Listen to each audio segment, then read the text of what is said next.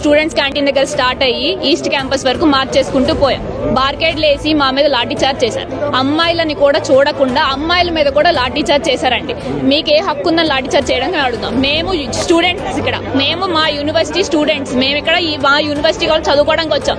మాకు మా భూములు కావాలని అడుగుతున్నాం. దాని మీద కూడా మేమేదో దొంగల్లాగా ఏదో క్రైమ్స్ చేసినట్టు మా మీద లాఠీ చార్జ్ చేసినంత హక్కు మీకు ఎవరు ఇచ్చారని ఈరోజు అడుగుతున్నాం.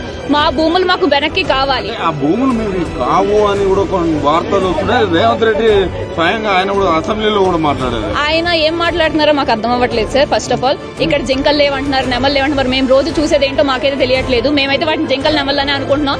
ఆయనకి ఏమైనా డౌట్ ఉంటే ఆయన మీడియా పోలీసులు అందరూ కలిపి రండి, చూడండి మొత్తం ఎక్కడ జింకలు కనబడతాయో మీకే తెలుస్తుంది.